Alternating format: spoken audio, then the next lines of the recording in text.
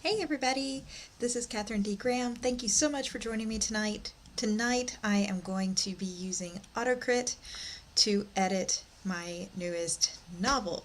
I am excited to be doing this live. I've never done an editing live like this before for my own books, so bear with me. What I'm going to do tonight is share my AutoCrit screen.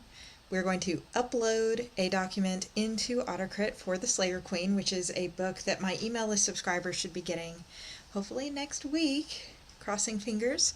And I'm going to plug the most recent few chapters in that are getting ready to go for final edits to the proofreader and show you the different reports that I run.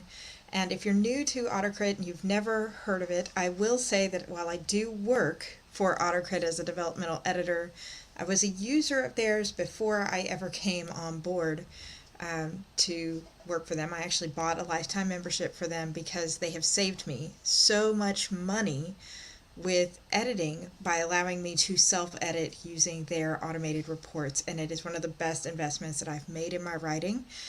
So this video is not endorsed by them other than the fact that they are my day job. So again, I just like to be upfront. That way nobody can be like, well, you work there. So this is me using the software in real life. And I see there are people on, I'm streaming this on YouTube. Hello, if you're watching the replay. Go ahead and feel free to drop any questions or comments that you have at any time, and I will try to answer them, because I know there's a lot that goes into editing, and now that I've done this so many times in AutoCrit, it just almost feels like second nature. Here's the link to AutoCrit in case any of you want to check it out. I'm going to drop this in the chat, and I'll also include it in the description box after the live. But there's a free membership that you can start out with. I'll show you some of the reports that are free, and then you can upgrade to Pro, which is what I did before I came to work with AutoCrit, just to have access to all the amazing reporting and their private community. So let me share my screen. I hope you guys are having a great evening. It's late at night, but I can't really do a whole lot of editing most days because of my, I have little sons. Chrome. Here we go. Okay. Share the screen for you. If you're watching live, I'd love to hear. Can you see my screen? And let me know in the chat. Hopefully you can. Okay. Let's dive right in. So I have not put this book in at all yet. This is all going to be brand new, so you're going to see the whole process from beginning to end. So from this screen, which is what you see when you first sign into your account, you can either upload new text, open a file that you have already saved in the system, or use sample text if you're just getting started. I'm going to upload new text. Now it says upload, but when you click on that, you'll see there's actually a copy and paste box here. If you have a short amount, like a short story or something, and you want to just copy it and paste it, you can do that here. And you can export back out of the program when you're done editing. So make sure that you create a save. If you do the copy and paste route, save it anyway, but save it, and then you can export it at the end into a file of your choice, which I'll show you too, because we're going to do that at the end of tonight so that I can send these chapters off to the editor. So I'm going to upload a file. I'm going to go actually up to the Slayer Queen, which you see here. I'm going to put in chapters 11 through 14. That's the next batch. So what I do with my final level of editing is a little different from beginning. Before any editor has seen it at all, I usually put the entire book into AutoCrit, and that you really need to be on Google Chrome for it to run the fastest possible. Yay, Luna can see the screen. So happy. It doesn't work well on Microsoft Edge. Firefox is hit or miss, especially regarding load time, and AutoCrit is not made to be used on like mobile. So you will need to make sure that you make time to sit down at a desktop to use all the reports without having any issues, ideally. So I have uploaded, which you just saw, by selecting a file.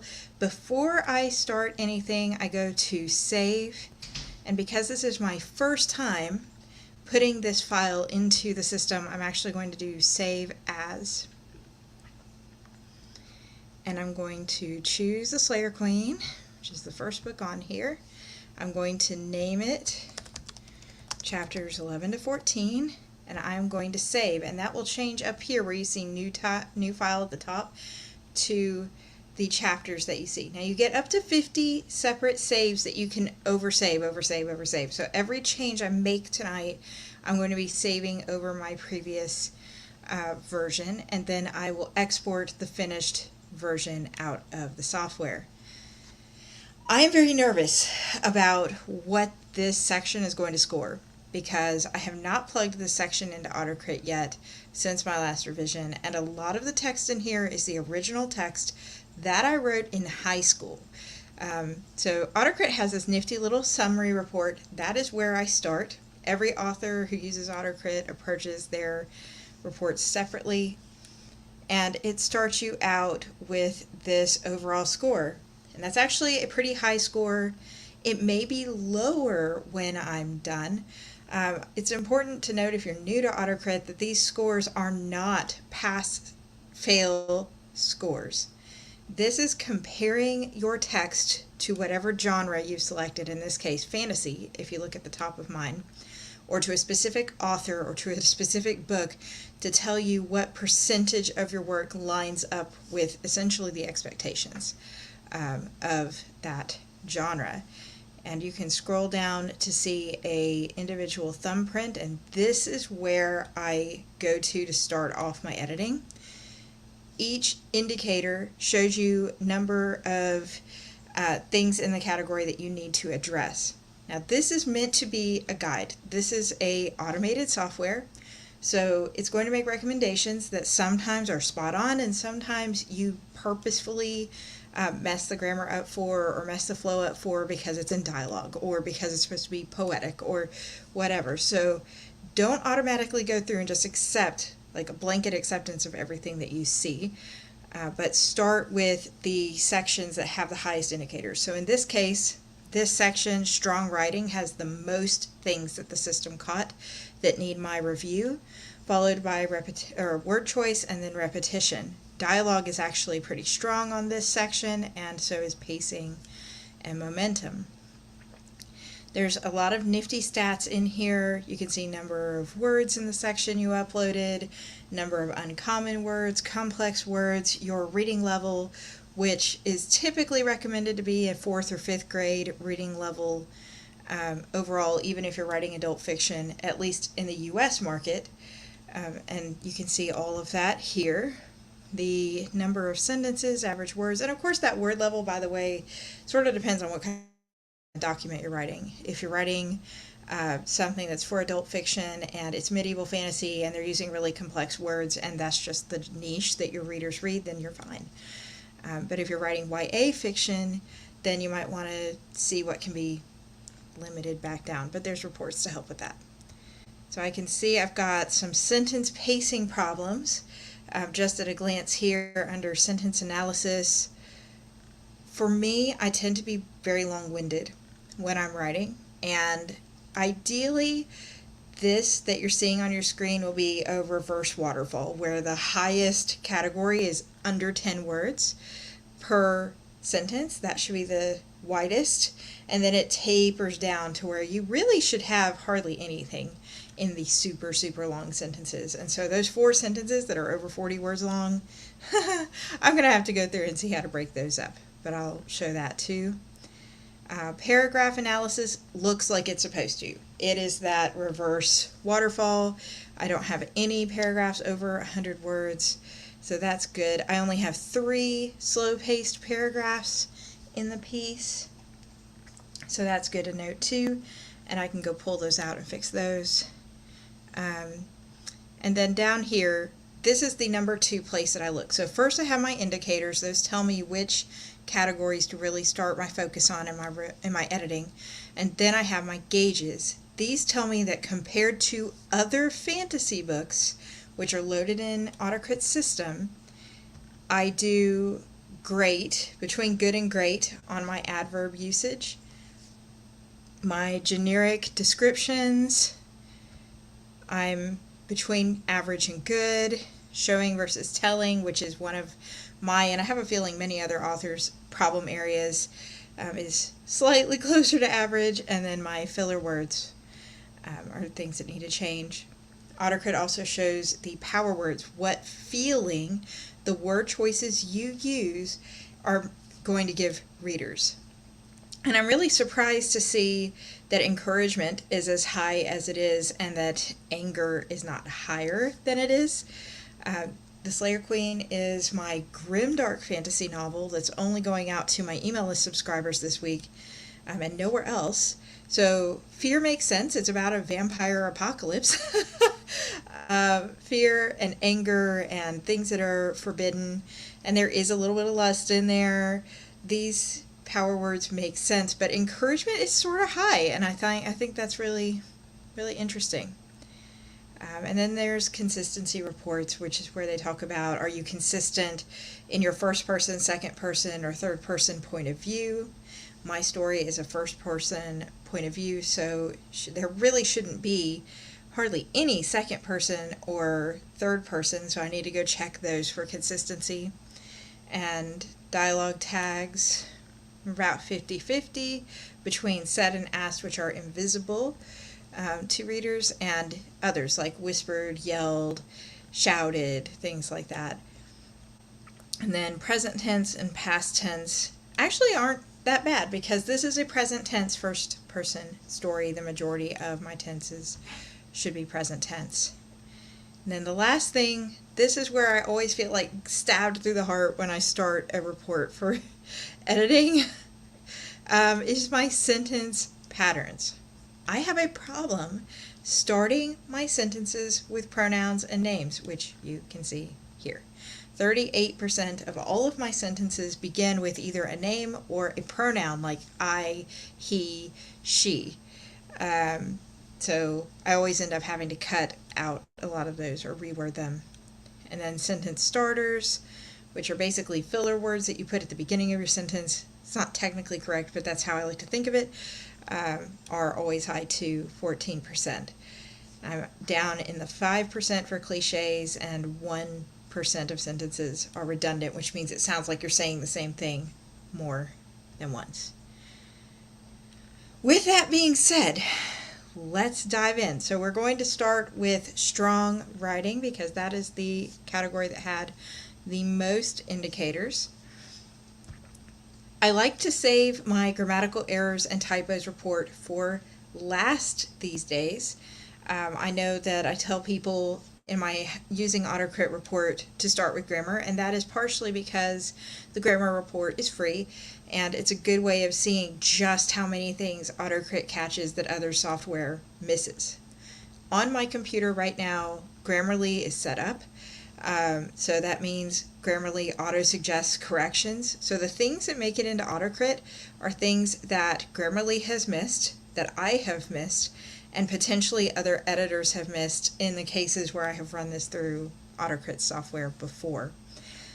So it's just good to log in and see just how much AutoCrit really catches that other things, in my experience, have not caught. Alright, so in strong writing there's a whole slew of reports, but we know from looking at the gauges and looking at the 4 categories down where it showed, my initial sentence starters and things like that, that unnecessary filler words was one of the issues that I needed to address. So we're going to start there. We're just going to click unnecessary filler words. And here, I actually only have one that's flagged in red. You can see that there's different highlighting. The ones that are highlighted in red mean there are too many. This is compared to the genre that you've put in, which you can see here, compared to fantasy.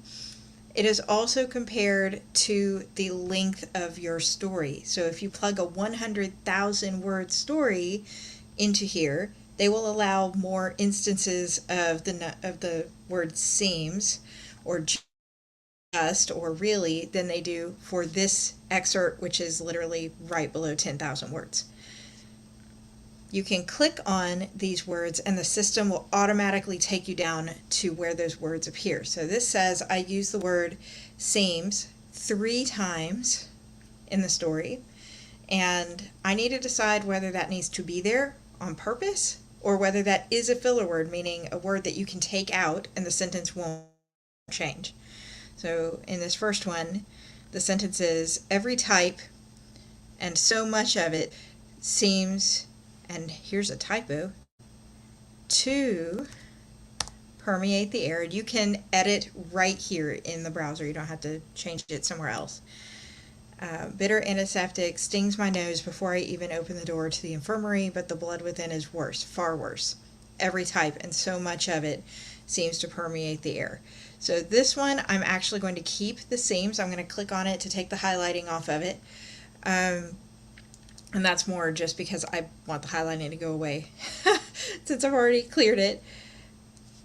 Every type and so much of it to permeate the air doesn't sound right. It either needs a different word, which I can highlight this word and go over here on the left hand side and click thesaurus, and it will show me some comparable words for that.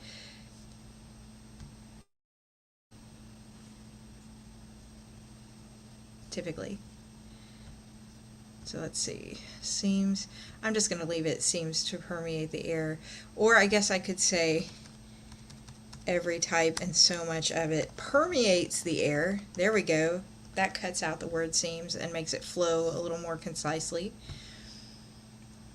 The next one, while his face is furrowed by wrinkles, he can't be more than 50 at the most.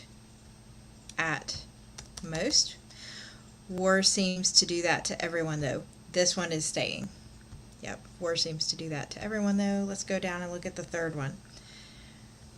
Get away from the door, I screamed down to the soldier waiting in the courtyard with Joe, but he seems dazed despite having barely any injuries. Now this one is not just a filler word. This one falls into telling versus showing. And I say I've got some questions. I'll answer those in just a second. So telling, seems dazed, looks, insert emotion. Those are very telling sentences. And they can be the sign of a newbie writer, which guilty. I wrote this book in high school, as I said. The more you write, the more you refine your craft, the more you find yourself shifting into showing sentences, which is tell us why he looks dazed. How does she know he looks dazed? In this case, he seems dazed, but he stares blankly into the distance.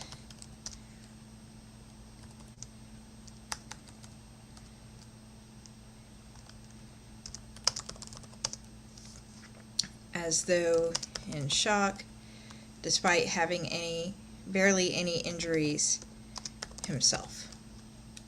And suddenly, we don't have to say he appears dazed. The fact that he's staring blankly into the distance as though in shock implies that he feels dazed. So we've now corrected a showing versus telling, or telling versus showing error, and then we've also taken out another one of those seams, which brings our number of seams down to 1. So questions. Do you have to be an editor to use this program? You do not. AutoCrit is open to everybody, any writer who has work to plug into it. And again, their free memberships start out free and they're free forever. They don't sneak any charges in there. Now the free memberships don't have 100% of the reports that I'm showing tonight. They do have different tiers for paid membership. I think monthly and annually that you can get for Pro access, and the Pro gives you access to all the reports as well as the AutoCrit author community and community exclusive live events that are no additional charge to you. So you don't have to be an editor. Any writers, welcome to use it. Thankfully, because I was not I was not editing for a job full time when I started using this. Do you think a non-editor would be able to understand it enough to use it? I think so. If you are familiar with basic Word programs like Microsoft Word, I feel like it's really easy to pick up on, and there are lots of good resources that you can find online. I have a YouTube video about how I use AutoCrit that walks you through these reports for the very first time in a more cohesive manner that you can go check out. And AutoCrit itself has an entire YouTube channel where they have demos of different reports behind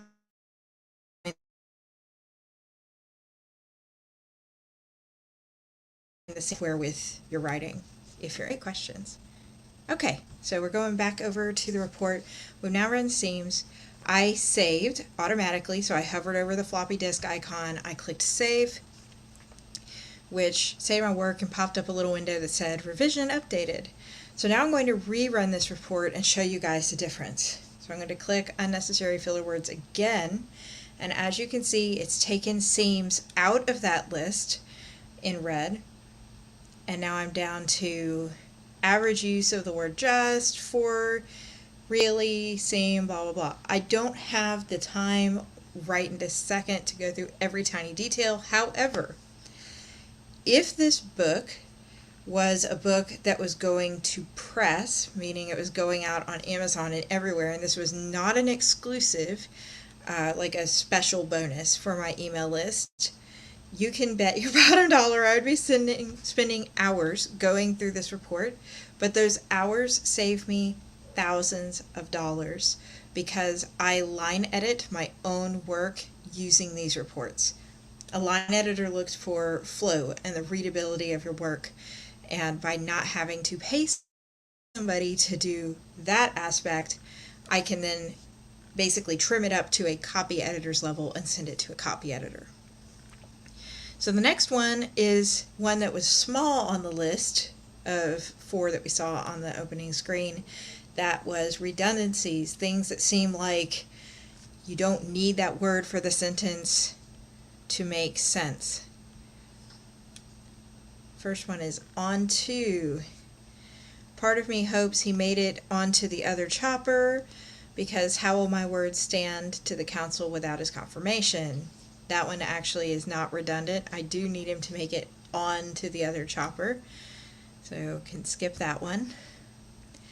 Once we're finally safe off the ground, I allow a sigh to escape me, my head falling. This one, falling into my hands, might sound more natural, so I'm going to change that one slightly.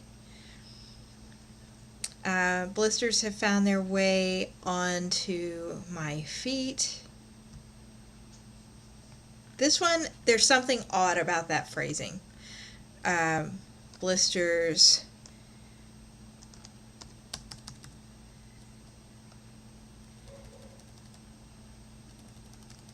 sting the bottoms of my feet. Take this sentence, make it more active, and don't make feet and the person some passive character and the blisters an active character in that sentence. Might make it flow a little better. Think that's it for onto. Yep. Okay. Next one. I know if I open. Alright, starting over. I force a thin-lipped smile at his comment, but can't reply. I will say something I regret, I know, if I open my mouth. And this one is redundant. I don't need the right now here. The sentence reads the same without it. So just filler. You can chop that. Because the best trained man in this building lies totally incapacitated in the infirmary right now. That one is needed because it's talking about a time. It is not just a filler ending that I'm tagging on to the end. So we're going to leave that one off of. His own face falls, and that at least takes the edge off of his nonsensical suggestions. So I'm going to leave that. Maybe take off the takes the edge off his nonsensical suggestions. My breath catches and I jerk to my feet. The white coat must see the panic on my face because this is a redundancy. Because his blood drains from... Trying to see if I should add something else after his. The white coat must see the panic on my face because his blood drains away. Because the blood drains from his. Okay. Scrolling down here to see what else I've got on this list. Where's the queen? I ask of no one in particular, but all of them at once. This whole section can be chopped. I ask of no one in particular. Because if they're not asking anyone in particular, then they're obviously asking the whole group at once. Ditya stood up for me for a vampire. This one is not just a random filler phrase. It's talking about the actual verb, stood up for. That's the only one like that. Down in the weeds here, left behind. He's not going to like being left behind. That one's actually another verb. Burning up, he's burning up, active verb again. And so did some of the new recruits. Okay, so this is a good example. A few of these were genuine redundancies, and a few of them are in there because of my word choice and verb choice. So now I'm going to save again. I think you're going to see a pattern. Run the report, make the changes, save the report. Yes, I know I save a lot. Skipping on over to cliches. I'm basically working from right to left here. Cliches. These are phrases that have been loaded as cliches within your genre. So what may be cliche in fantasy may not be cliche in another genre. There's a book that I was editing recently, and there was a pretty cliched statement in there, and it just made me think, you know, in some contexts, that will not be a cliche, and that's what you're about to see here too. Some of these are cliched statements that I need to cut out, and some of these are just going to be regular words in a sentence that it picked out as potentially being a cliche. Alright, the scent of fresh blood blossoms in the air. So this is not like a love is in the air thing. This is talking about the actual place. I can skip that one. All hands shoot in the air. This one isn't a cliche, but it is sort of wordy. So all hands shoot up with a defeated resolve. One more, it said. Here we go. Okay, so I think we got those. On the table. Laying my sword on the table. Again, this is talking about where she put it. So this is not talking about all cards on the table. It's all on the table, anything like that. Putting his elbows on the table. Got a lot of rude people putting swords and elbows on the tables. He motions to the map on the table. So all three locations. As if. I've got to say, as an editor, I feel like as if can cross into a showing versus telling debate. Sort of like seems. So I have to be careful that I don't overuse this phrase. Now in this case, as if the vampires could enter a council chamber, that is worded so thoroughly. I'm going to leave that one. You should carry yourself as, this one I'm just going to change for changing up the verbiage, as though you were unarmed. The means by which they carry themselves. Barely touching me, as if not wanting to sully herself. Alright, this is an example of where it becomes borderline telling versus showing. Am I summarizing this for the reader and making them see it the way I personally interpret it, or am I showing them something here? She gently turns me to face her with one white-laced hand, barely touching me, as if not wanting to sully herself with the blood of my victims. I'm going to leave that one too. After all, there has only ever been one Primus at a time, after all. That one is a cliche, but I'm going to keep it because it sort of matches her personality in that scene. So it's stained after all. You'd have to be here for chapter 1 to get that. Now, if you sign up for my newsletter list, you're going to be getting this soon anyway. I haven't drunk any since the night the white coat tortured me, and after all the fighting, I'm parched. That's not really a cliche situation either. Make out. I can somewhat make out the hisses of the cursed, but can't make out his words. Neither of these are make out in the cliched sense that I think we all know it's implying. By the way, if you're looking for Slayer Queen 4 makeouts, besides some between the villain and his queen that are brief, there's not steam in this book. All over the place. Warlock spells flying around all over the place. Alara, thank goodness.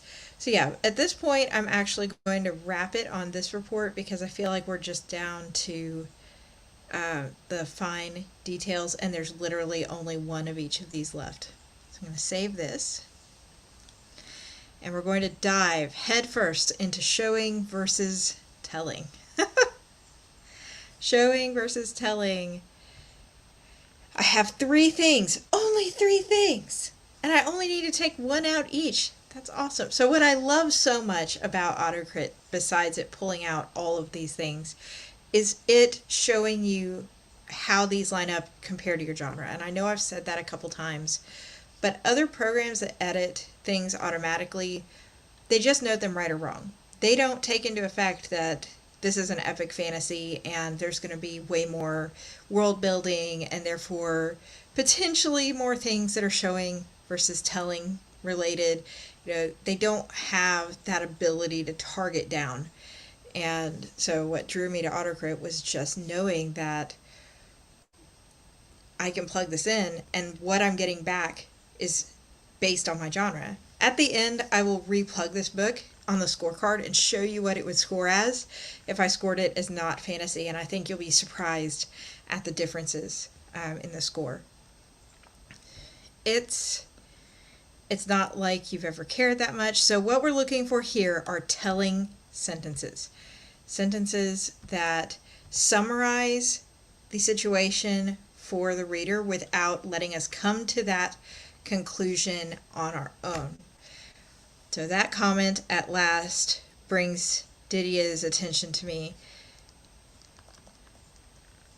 This doesn't even really make sense, honestly, now that I'm reading it. It's a scathing glare. So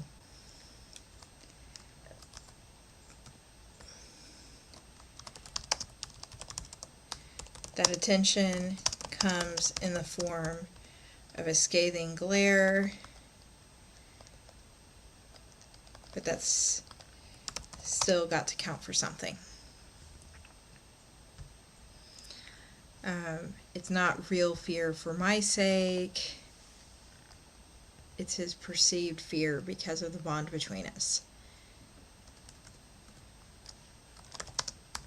So his fear is not real fear for my sake.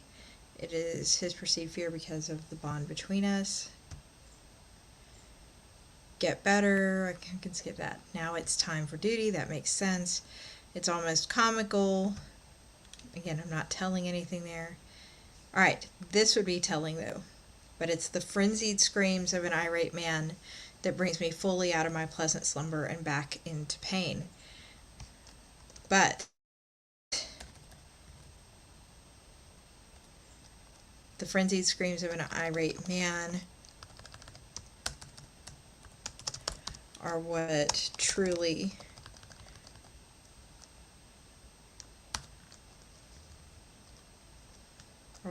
brings me fully out of pleasant slumber. Okay. Let's try get.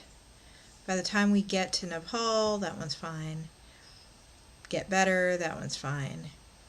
We're not here to get ourselves or any civilians killed, that's fine too, that's in dialogue. There's no way we can track to the council headquarters for the weapons and get back to the plane. That one's okay too. We need to... Now this one, I just used get up above, so I'm actually going to shift it for the sake of readability. We need to move. That way it doesn't read like a filler word. Get away from the door. Get me to leave so that they'd have Alara to themselves. You'll get it back. I hope you didn't get bitten. I hope. And so you're still alive and you weren't bitten. You're a hero for surviving this mission. Alright, 3 gets. Ding, ding, ding. And that suddenly made me think about a Japan train. Ding, ding, ding. Densha ga mairimasu. Anyway, the train is coming in, and here we are editing. And get the job done. That's all that matters. Come, let's get some tools, and we'll get started. Okay, one of these has got to go. I can't have 2 gets like this in sentence. Come, let's grab the tools. Or my tools. Let's grab my tools and we'll get started. Okay, I think that about sums up get. And we're moving on to knows. This is the last one in red in my showing versus telling indicators. And she knows darkness can't be held off forever. Now, when it comes to something like knows, you have to be really careful that you're not cutting out things that should be verbs. What you're looking for in showing versus telling is, I know she's angry. I know she's sad. I know blah, blah, blah. Where you are summarizing something for the reader, but not showing them and allowing them to come to that conclusion on their own. So instead of, I know she's angry, take that sentence out and replace it with, her face burns red, her fists or her hands ball into fists at her side, and then leave the summary out unless you're writing for young adult readers or middle grade readers. So in this case, she knows darkness can't be held off forever. This is just the verb. She knows it. It's not a showing versus telling, so I'm going to leave that there. The council knows of no secret plots. Same thing there. And she knows the cursed are going to storm this place. So again, none of this is showing versus telling. The majority of the words that are indicators are in the good, excellent category, so I don't really have to worry about any of those. We're trying to keep things in the gray and blue. So I'm going to save here. We're going to rerun this report. If you accidentally don't save, there are autosaves that you can try to pull up, but I always recommend saving before you rerun or run a new report anyway. Alright, so now that took us down to 1, and we've looked through all 3 of those no's, and we've decided that those are personal preferences. So, Luna, thumbs up. So, yeah, we're going to, I love the no's, Luna. Leave those as is. We're going to move on to passive indicators because tenses were pretty good by our summary. All right, passive indicators, what you're really looking for. The important thing here is passive phrasing, especially in a first person point of view book like mine. I don't need any passive character points. She should be in the driver's seat of this book. So passive phrasing is when there's an auxiliary verb combined with a past participle. Since I have been banished from the council. Now in this case, this is dialogue, and I chose to do this on purpose. Dialogue does not have to follow the rules, and that's part of why that summary score we see in the beginning is not ever going to be 100. Because if your book is ever 100%, no off, like, creative outlet to it, it's going to read too correct. Like, nobody's going to talk that way in their dialogue. So you want to give yourself the flexibility to say, no, I know that's not grammatically correct, but that is how people talk. While it's none of my business or concern, since I've been banned from the council, I address the room, I feel that seeing as your warlock, slayer, whatever you intend to call him now, is out of commission for a while, I should lend you my services in training your men. It should be by training your men. So I'm going to leave that one exactly as is. The next one's dialogue as well.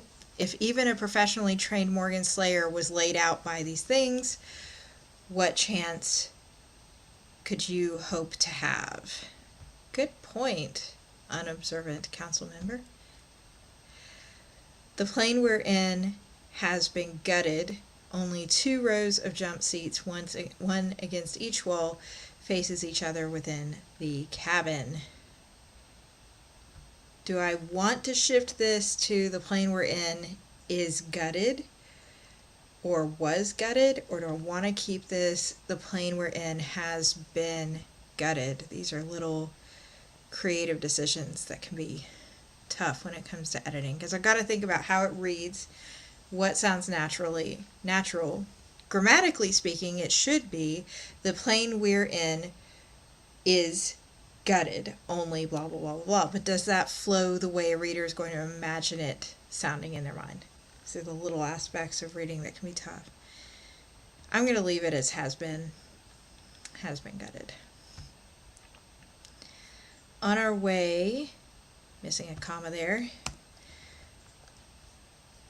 And the good thing is, as you make these changes and you save them, it does apply them to the other reports you're going to run. On our way, we were told to, this should be inspect a bunker, but instead find nothing but a burnt out husk of an old church. So I'm going to change we were told, which is very passive, to the white coat told us. That's the general in the story. Let's see here. Next one. My random A. The fact that my motley crew of men has been doubled in number by the rescuers who picked us up finally daws on me. Your ambassador knew this. Okay. Next one. You're still alive and you weren't bitten. This one we changed on purpose. It is dialogue, and you remember we were making this more concise so that it flows more naturally in the scene. Alright, I think we're back to I have been banned. So scrolling down a little bit, there are also passive indicators that are not part of your passive phrasing, like the word they've. There are 2 of those. The majority of the faces around me belong to men so young that they can barely hold up the armor they've donned. I'm going to leave that. Oh, how the council has screwed the general populace with the vampire-controlled dribble they've spread in the media over the years. I'm going to leave that one too. Alright, halves. I've got to say, I'm going to confess. I'm going to actually save this file here while I'm saying this. I use too many halves. This section is about 10,000 words, as you saw when we uploaded it in. I have 48 halves in this, which is just mind-boggling to me. It says I need to remove about 6 to stay within the genre expectations for fantasy for a story this size. So we're going to scroll down. The lock must have been more of a slowdown in case I was going to feed uncontrollably than an actual imprisonment. The lock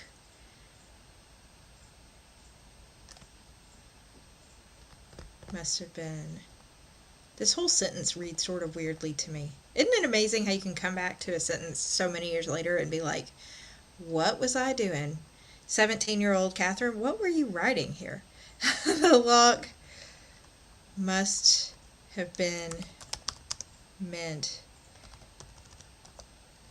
to slow me down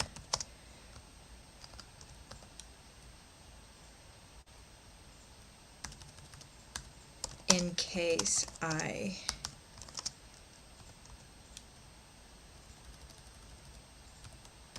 went on an uncontrollable feeding frenzy.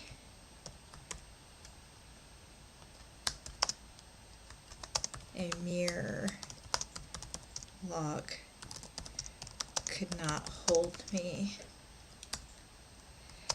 could not hold against me. There we go.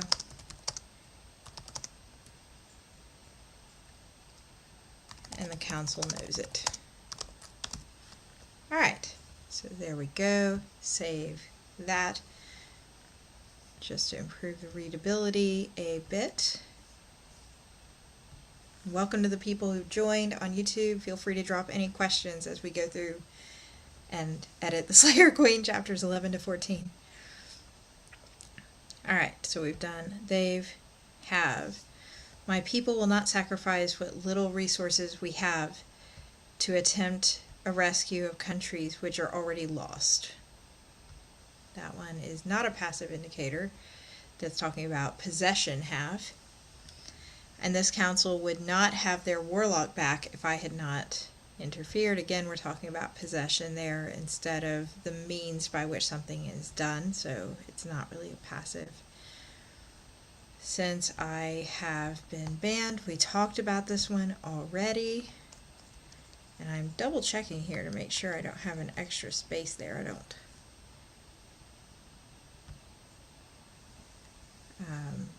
There's two here. If even a professionally trained Morgan Slayer was laid out, we already talked about that one. By these things, what chance could you hope to have? Implied against them, but again, this is dialogue, so it doesn't have to be perfect grammar in the dialogue portion. This is a passive indicator. I have to choke back a snicker. I can just take this out. I choke back a snicker. I could have life again, possession, the only chance you have, we have, that's fine. Skip through those. And we have business to conclude. So you get the gist. I'm going through looking for which ones sound natural, which ones are just taking up space that doesn't need to be taken, which ones make the story genuinely passive. How any spy could have the same information.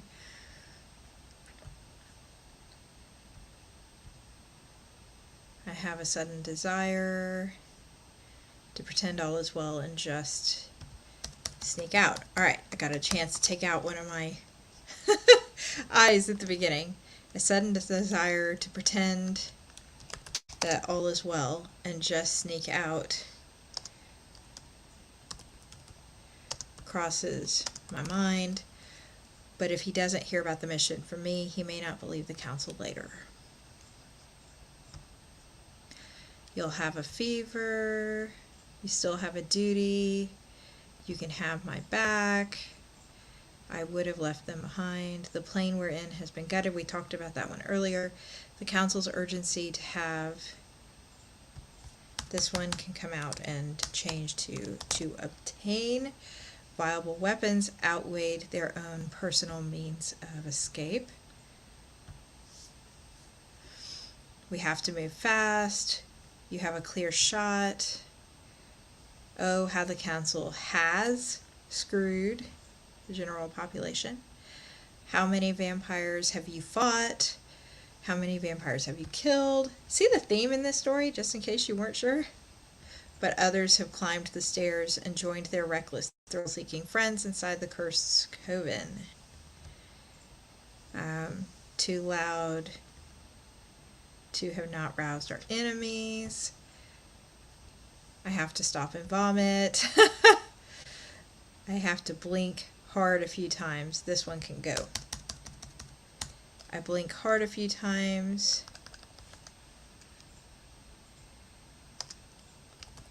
As the blue, as, I don't even need the there. As blue and green stars leave my vision. Leave my field of vision? but when they do, I find themselves, but when I can see clearly. I'm actually going to split this sentence. When I can see clearly, I find myself in the presence of a group of unusual soldiers, which I feel just flows more naturally there. These are little details that your line editors will be catching and charging you for, and it caught and charged me for before I stumbled across AutoCrit, so I'm very thankful. I probably have them as well, or there should have been one. You have our thanks, we wouldn't have made it. My warlock blood must have awakened at meeting my queen. Many countries have rallied to the center. She has another cousin besides me. Gasp. Have a seat, Morgan. I don't have it in me. Suddenly this entire endeavor makes sense, having me reward the headquarters, trying to get me to leave, and now sending her off to certain death. Havel are all to themselves. How long have you faked your attention? He must have returned. We don't appear to have. We have his admission on record. I will enjoy having our own private plane. Would never have started in the first place. She has to use both hands. Who has time for cleaning and maintaining during a nightly war? My men, comma, who have been laid out on cots in the hall and are now being treated to by the women and girls running around. Period. Alright, so we're going to save. I think that brings us to the end of all the haves, and hases. And I am going to glance at adverbs, but there's not normally a lot to change on my adverbs. We all have our strengths and weaknesses. Adverbs tend to be, in this case, my adverbs up at the top right in the great category. I only use 110. I don't tend to use a lot of them because I try to find what I consider to be stronger verbs. So for example, she shouted joyfully. I would say she whooped, something to imply the emotion without needing a second word. And maybe that's my Japanese crossing over, because when you do Japanese language, not tied in a whole lot here, you don't necessarily need to do a stronger or weaker word just to plug a word in the opposite. Alright, so barely, gotta say, I have my list of trigger words. Barely, hardly, scarcely, those lees, they get me. So it says I use 9 barelys in 9,000 words, almost 10, and I need to take out 6 of them. Room. His glee at ordering me from the room. Alright, let me start from the beginning here. This council does not welcome you, Alara Morgan, to interfere with our sessions. The speaker announces his glee at ordering me from the room, barely contained by his ever-present grimace. Now, because I use so many hardlys and scarcelys and merelys, can you guys see the thesaurus? Yes. I'm going to highlight it. I'm going to scroll down through the thesaurus and see if there's something I like better than barely, but I probably won't. A bit, a little, alone, baldly, faintly, feebly, hardly.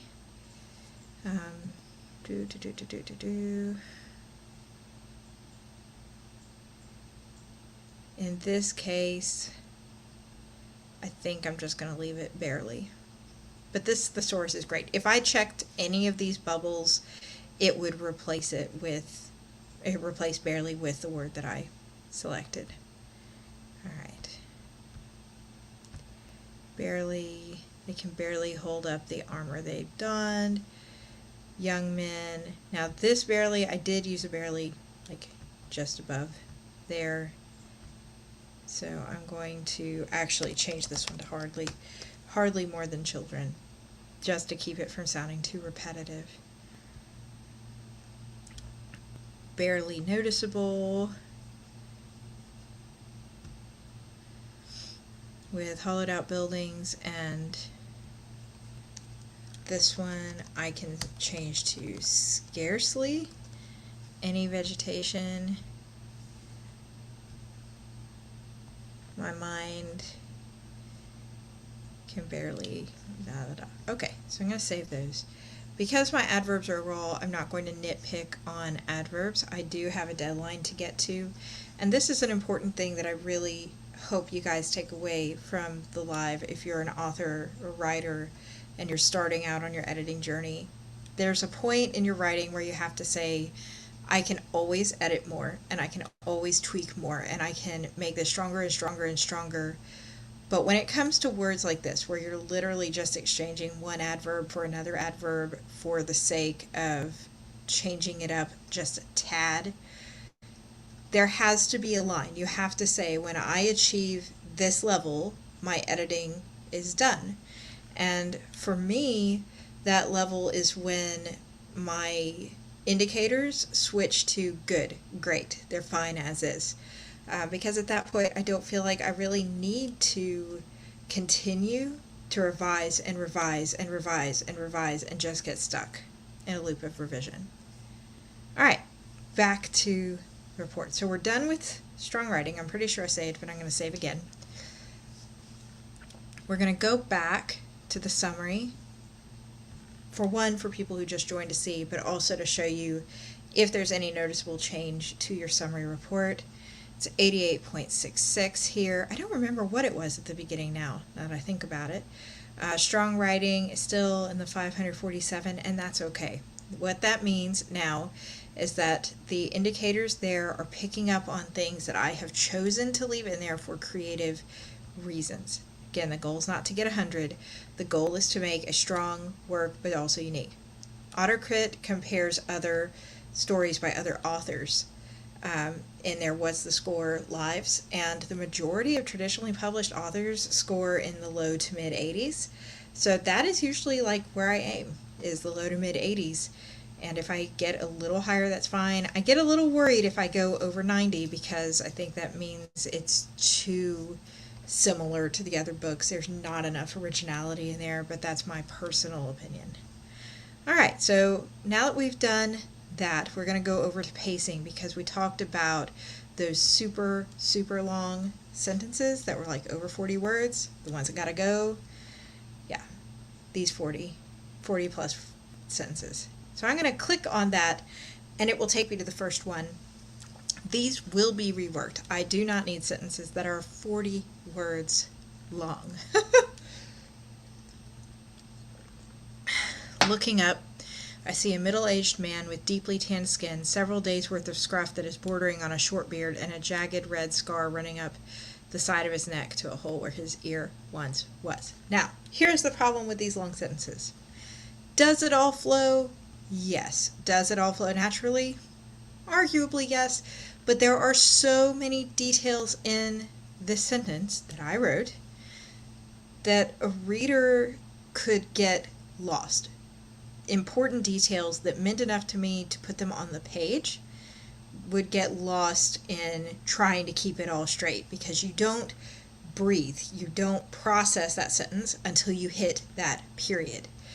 So it's just a lot to expect a reader to remember. So looking up, I see a middle-aged man. I'm going to shift it here with deeply tanned skin and several days worth of scruff that is bordering on a short beard staring at me. A jagged red scar runs up the side of his neck to a hole where his ear once was. And there we go. I've now broken this up and accidentally hit save the wrong way. Save. I've now broken this up into two sentences. The general rule that I give as an editor to other writers when it comes to pacing is every time the purpose of your sentence changes, you need a new sentence. In this case, the first sentence starts describing him and his hair and where he's sitting in the new version. The second sentence talks about the scar, and the scar is the indicator that he has been a veteran of fighting these vampires and lived. It means more than just showing a physical description. So that is why I split it there. Let's go on to the next one. Did that one. Scroll on down here. Here we go. Warlock blood release. That's not quite right. Warlock blood releases rapid healing powers known to take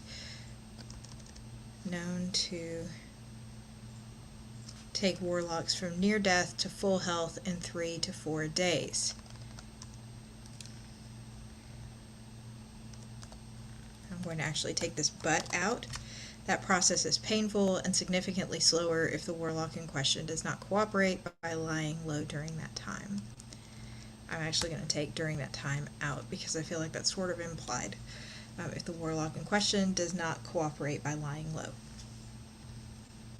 And as you can see, I'm saving after each of these 4 because these are so big that I don't want to risk losing any changes on them.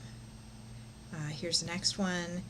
Tonight, though, my mouth is filled with the grime of smoke and leftover taste of bile. That is the end of that sentence's purpose.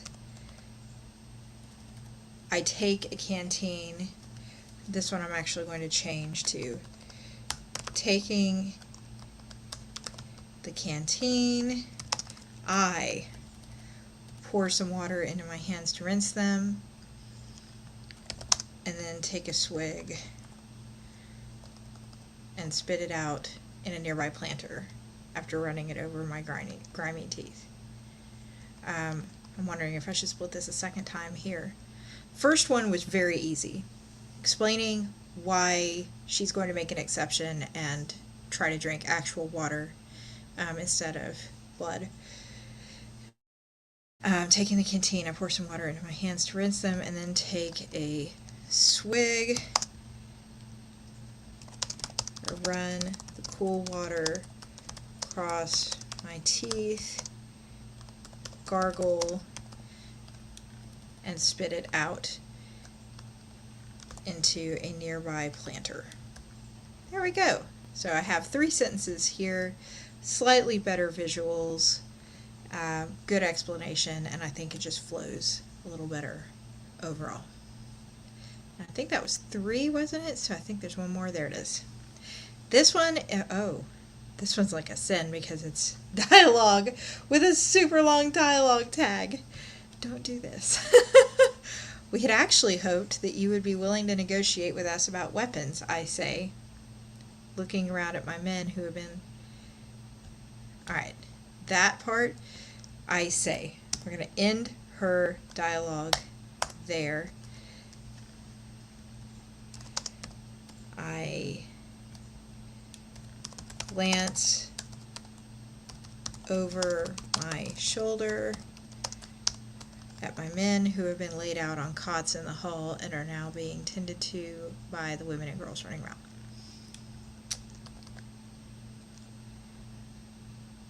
Our men are obviously not equipped to stand against the curse long term, and your ambassador sent me for aid.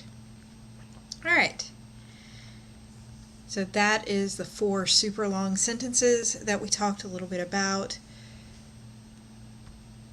And now we're going to rerun this report, rerun sentence variation. That 40 plus should be 0, which it is, and our other numbers have adjusted accordingly. May also check out some of these 22 to or 30 to 39 word, but again, I know my style. I know I'm a little long-winded, and if you know your style and you know that you are long-winded and your readers are okay with that, then don't feel like you have to make every sentence 10 words or less.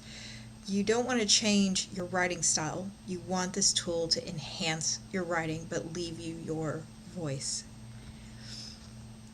Alright, so that is sentence variation. Let's hop on over to pacing. This is going to show my super long run-on paragraphs compared to the genre. Now, I'm running in fantasy, and long paragraphs are sort of a thing in fantasy. If you run your book and let's say it's historical fiction or it's a cozy mystery, you may not have the benefit of paragraphs that are hundreds of words long. The average paragraph might be under 100 words long. So, I mean, in this case, none of my paragraphs are over 100 words, but just keep in mind that if it is recommending that your paragraphs are too short for your liking, double check your genre and make sure you have it in the right genre. Shouldering on, so I can take this on off right away, shouldering a half-packed single military backpack that I snatched from the training room on my way to my own chambers, I snatch up my sword and make my way out the door. This sentence seems long and clunky and sort of run on. Half-packed single military backpack. It doesn't really matter where she got it because they're all going on a military mission. Shouldering a half-packed single military backpack, I snatch up my sword and make my way out the door. Smoother, easy to understand. It took me some time to choose which weapons to bring and to plan our approach. Thankfully, the council leaves their maps and military fortifications laying about for any interested person to rifle through, so it was easy to locate Nepal's main stronghold. Too easy. That should be too easy because this is following up from, well, no, too easily. Want it to mirror the verb I used up above, or adverb. Alright, so let's go on to the second one. We enter a hallway lined with tapestries, woven in patterns of deep reds and tapestries. Again, this whole thing just flows sort of clunkily. Tapestries. So I'm going to actually change where tapestries is. With deep red and bright yellow tapestries. These warm splashes of color give the hall much more life than the cold stone walls of the Memphis Council. When we come to the end of the hall and keep left at the doors on either side, I can see that the floor plan is identical in layout to the council headquarters in Memphis. Barracks and a training hall for the men are on the left side of the complex, and the women's quarters are on the right side. Alright, so the rest of that I think flows decently well. Again, not everything that gets flagged is something you need to change, but when you read through, if it reads clunkily, in this case it reads long, there's unnecessary words, then you can take those out. And I'm going to hit paragraph variation just to make sure I've still got that upside down waterfall, which I do. And I've got a few longish paragraphs. The majority of faces around me belong to men so young that they can barely hold up the armor they've donned. A large number of them whisper their excitement about their mission. This should be about our mission, since she is on that mission with them. Their bright, eager eyes and soft-skinned hands belie their training, belie their lack of training and inexperience on the field. Now, I'm separating this because the purpose of this paragraph shifts from describing the people she's with to flashbacks that she has. Again, just like sentences should be split when the purpose changes, the purpose of each paragraph should remain within that paragraph. So if the purpose of that paragraph is to set a scene, then it should be scene setting. If it's to show an action, it should show an action. If it's to relay dialogue, it should relay dialogue. Just like everybody else, I've got to go through and fix mine too. So here it shifts. Bile rises in my throat as the faces of countless bloodied young men, hardly more than children, stare up at me with vacant eyes and countless from countless past battles. Fresh fodder for the fires of this living hell. This new group is. There we go. Okay, so the next long paragraph is right here. Only a handful of soldiers huddled together in the far corner really know what we're up against. Dark circles hang below eyes set deep in hollowing faces. They watch me with gritted teeth and clenched jaws, but when I meet their gazes, they turn their attention to their boots. The aura of defeat already looms about them, and if it wasn't for an uncannily equal amount of vicious will to survive thrown in, I would have left them behind. I'm going to leave that as is. It's all related to the men. It doesn't shift purpose anywhere, so that one all makes sense. Hey, welcome. Editing the Slayer Queen. Feel free to drop any questions or comments you have as I go through, because I know there's a lot of reports on here, and I want to make sure that this is ready to go to my editor when I get off of this live. Dialogue. Dialogue tags, adverbs, and dialogue. I'm not too worried about that. Strong writing, because those weren't really even on my indicators in the summary. Word choice. Here we go. You guys saw it yourself firsthand. The initial pronouns and sentence starters that get me every time. Alright, I don't want to look. Initial pronouns, how many of you do I have? 77. Okay, I've heard people ask in the past about The Violet Twisted Fate not reading as much like a first person as a lot of first person books do. There is so much editing that goes into making that happen, you guys. And starting your sentences with the word I, it's one of those things. It's one of those things. This is like a 10,000-ish word section, and I have 77 sentences that start with the word I. So let's take a look. I want to see William. I force a thin-lipped smile at his comment, but can't reply. I will say something I regret, I know, if I open my mouth. This one I'm actually going to reorder.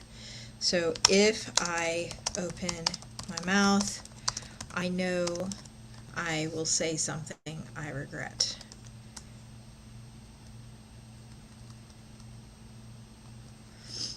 They want me dead. There's no denying it. They wish I hadn't come back. Her eyes dart to me. Name. I can sense the auras twisting. This one I can just take straight out. Their auras twist as they mull over my words.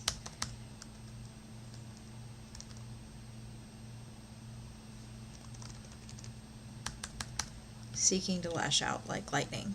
They want to cut me to the bone, but they also can't ignore my offer. It's not like... So that's the kind of change that I'm going to have to make as I read through this book now that you guys have seen a few. I need to get rid of some of these I sentence starters and replace them with slight revisions, slight rephrasings. Ideally not stick a pronoun on there. And I have to be careful to not have dangling participles on there, which is an ing verb starting your sentence and not qualifying that by giving it a subject or giving it the wrong subject. Practical example of that. Blinking and looking away, whether from shame or anger, I cannot tell, would be a dangling participle, versus blinking and looking away, he, blah, blah, blah, blah, blah. So I know it's him that's blinking and looking away. So I'm not going to bog down our live doing that right this second, because I know we've been on here a while, but that is what I'm going to have to do. As you can see, I've got a big chunk ahead of me with those. Sentence starters are another thing that falls under word choice, but when and if. Some of these are necessary and some of them are not, and this is where you come to find those dangling participles. Snatching up a pair of jogging pants not far off my size and someone else's forgotten t-shirt, I change into clean clothes. So that one's not dangling. I've got I right here. It's good to know. So there are all of those. There's the power word report if you're interested, where we saw encouragement, repetition, repeated words, repeated uncommon words, repeated phrases. These are things where you have the same word or the same phrase together very shortly. So I want to make sure you didn't accidentally repeat a sentence. Humans expect me to sleep, want me to sleep, and then down further it says, my skin still burns and my bones ache, but I won't be able to sleep. I'm going to leave that one. Let's take that off. The lock. Picking the lock on the door is not hard. A credit card in one of the nightstands pops the bolt just enough for me to wedge the door open. No guards stand around. Interesting. The lock must have been meant to slow me down. There's that change that we made earlier. All right. So with all of that, that leads us to grammar. This is going to be the last report that I stream on the live. For those of you who've stuck with me, you made it to the final one. This is one of the free reports. I highly recommend it. And again, if you're brand new to AutoCrit, I think the spelling and grammar report is a great place to start just to get your feel for how the software functions. And this is also one of the longer reports to run because it catches way more errors than the other. The first book I ever ran through here, The Violet Twisted Fate, it caught 3,000 grammatical errors and typos before it ever went to the copy editor. So this one's not actually that bad. 65 spelling errors. Some of those will be names. Now, I am going to go over here. If you see my bubble on the bottom, I'm going to click Settings. And I have a list of character names and personal words. These are things that I want to exclude. Update your list of words to exclude from reports, for example. So I'm going to click here to update. I'm going to add some names here that are not in the report yet. I'm also going to add things like the name with the scene divider. The scene divider, of course, will be replaced by my formatter before the book comes out, but that will keep it from running in the report. So I'm going to submit those. You can add as many as you want, and then I'm going to rerun this report, and those things will be taken off as errors, which means I don't have to worry about going through and saying, not a real error, not a real error, just a fictional name that I created for my fantasy world. While this is loading for the final report, now that I've taken the names off, if you guys have any questions about AutoCrit or there's any questions about the reports you've seen, I'd love to try to answer those for you as well. So you can see after it loaded that it took it down from 63 spelling errors to 55. Those are all things that were just the names, and as you can see, the chapter titles were taken off. So just like the other reports, I'm going to click through. These are names that I can add to the list, but I'm not going to rerun the list right this second for time's sake. So I'm going to skip through names. Ambassador. The name thing is really nice, though. I like that I can plug my names on the report and then not have to deal with them again. Okay, the blue is grammar, the red is spelling. So if you hover over it, it will tell you some suggestions. Does this word mean fewer? The noun weapons is countable, so you can actually replace it or leave it depending on how natural you want it to sound in this case. Our weapon supplies are low, she says simply. We have held our own against the curse this long with minimal losses. That will change in days, if not hours, with less weapons to hold them off. I think because this is dialogue, the fact that a normal, everyday person would say with fewer weapons just feels too formal to me. So I am going to leave it in that case. The next one down. As this woman, this pillar of a strong, independent, but underestimated people holds my gaze, I peek into her soul. People is plural here. don't use the third person singular verb. So it's not. Underestimated people. If it was peoples, is what it was saying, it should be hold.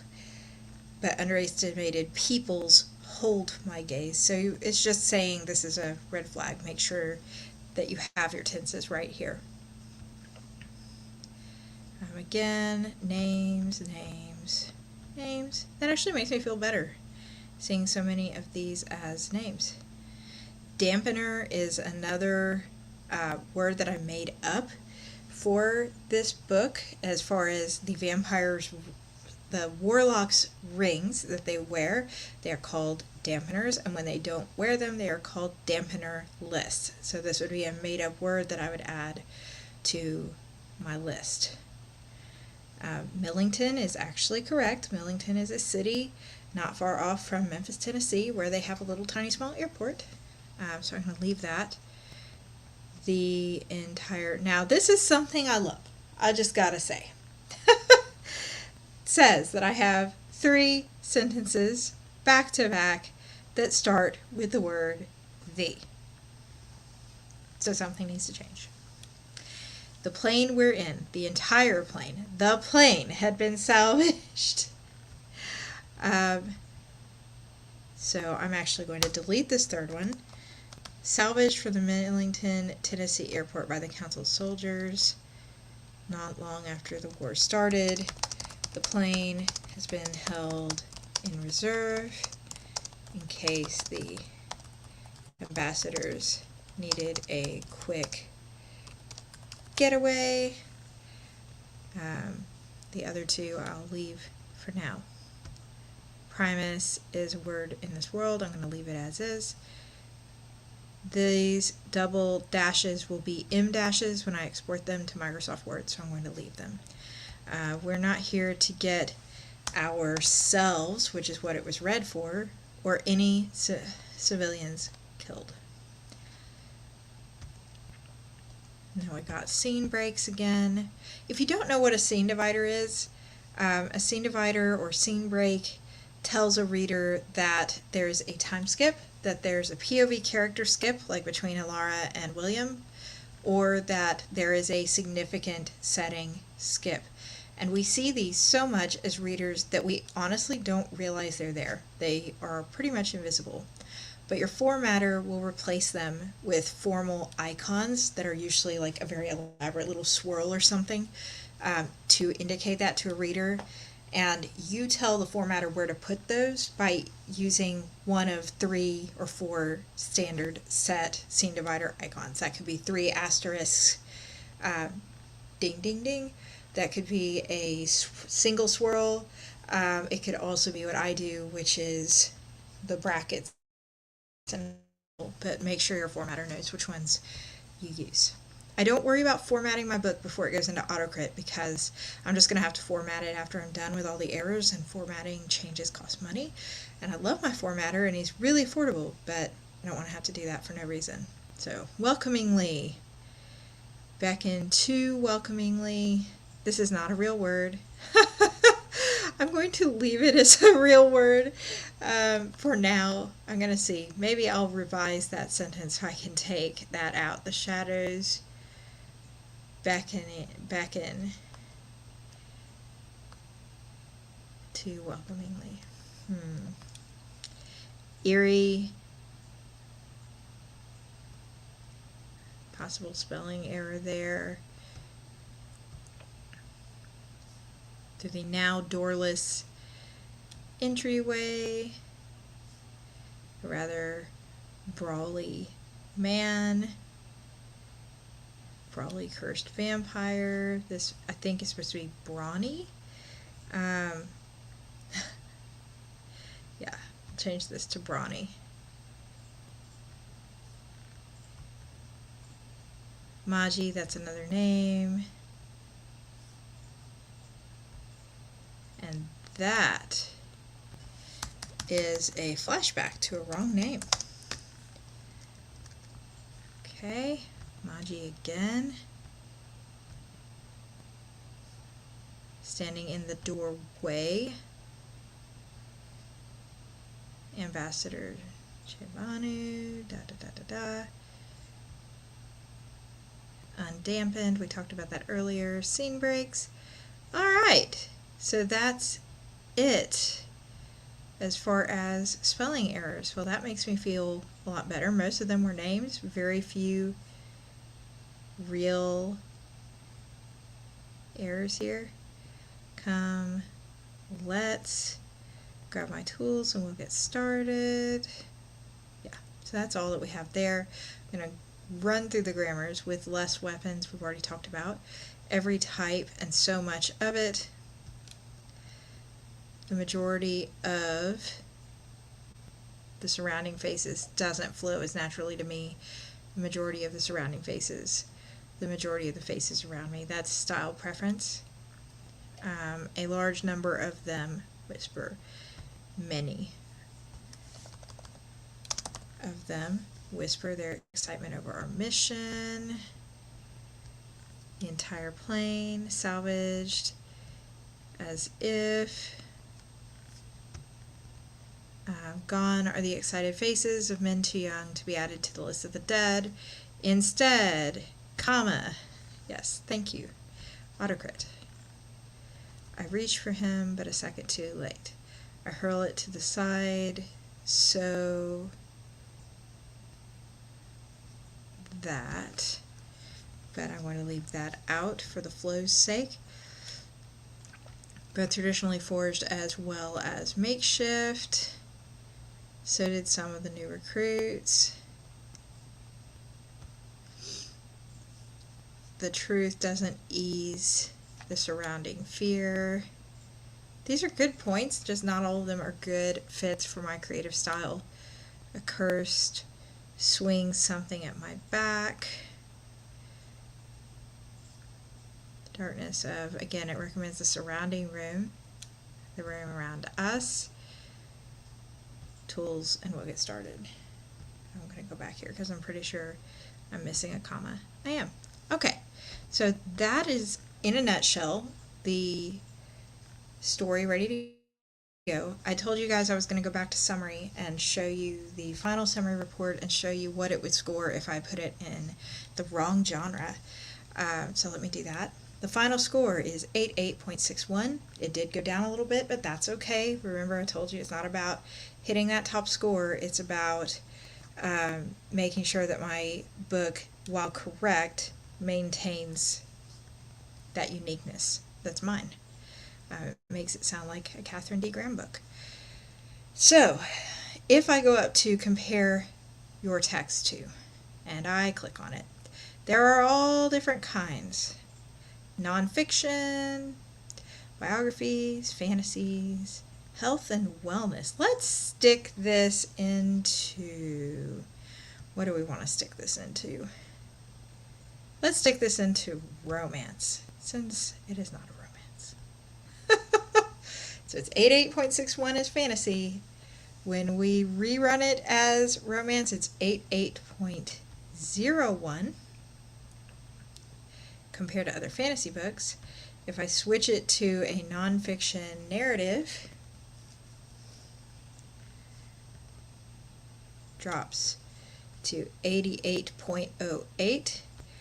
So as you can see, that score looks very different, and you can also do by authors. So you can say, I want to put my work in here and compare it to Stephen King, and select Stephen King, and it will compare based on his writing style for his works. That doesn't mean your book should be like Stephen King's. It's just saying if you compared it, or if your readers are Stephen King fans, compared to what they like, that is what it's going to be. So I'm going to put mine back to fantasy, because fantasy is where it's at least for me. Get it back to the score that fits my readers, the 88.61, and you can see that it really is the best fit within the genre that I have picked for myself. So I'm going to save this, and then I'm going to show you how I'm going to export it out of AutoCrit so that I can send it to my editor. I'm going to go here to the Export tab. I'm going to click Export. I have already set my export options and those pop up automatically, but you can alter yours as you see fit. I have mine set to Times New Roman, but it also has Arial, Courier, and Calibri. I have mine set to 12-point font. Can also do 10, 14, or 16. What I love about AutoCrit too is you can write your book in one text if you need to write it larger, put it in here and export it out to what the agent or publisher wants. I want a 0.3 first line indentation. I want single spacing. 0-point space between paragraphs, 12-point space after paragraphs. I don't want AutoCrit highlights in my text, and I want it as Word, although you can also download it as an RTF or a .txt file. So now I'm going to click Export, and it pops up down on my bar. And let's see if I can shift my screen over just so that I can show you guys what it looks like. Bear with you. Bear with me.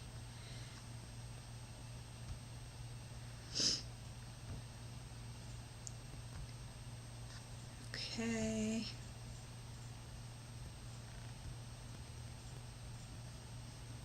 And share. So as you can see here, here is the document that exported. It exported with all of my changes. I have to save it as a file and rename it, but it'll all be in there. I don't format again before I go through AutoCrit because once I'm finished with it, it's going to go to the proofreader. The proofreader is going to finish with it, and then I'm going to send it to the formatter and let them do their magic. So I don't have to worry about formatting in full. I cannot stress enough not formatting your text until you are completely done with every aspect of your editing. I have done that. I have paid like close to $100 for formatting changes because I was too impatient to wait for everything to be done to get it formatted. Don't be like me. Now I'm patient and I wait, and I don't worry that the indents aren't right because they will be fixed. Alright, so that is how I edit. You guys have gotten to go through it with a real life document that is literally about to go off to Sam. Thank you, Sam. If you have any questions about AutoCrit and maybe you're watching the replay, feel free to drop them in the comments and I will try to reply to them when I can. I cannot recommend this enough, at least the free version, just to see if it can save you some money. As I said, I do have Grammarly on my computer, but you could see it wasn't perfect. There were lots of things for me to fix, especially, I mean, even in grammar and typos, there were things that it didn't catch. So I'm not going to say necessarily any one system is better than the other, but I will say that for me, it's a great combo, and I still use a human proofreader. Technology, as great as it is, can never replace a human touch, as we just saw. There were plenty of cases in there where I needed to keep the different indicators the way they were for my style. So you still will need at least a human proofreader or human copy editor most likely, and that's okay. But maybe you can skip your line edit. Thank you so much, everybody. I hope you have a great night and a great new week. Bye.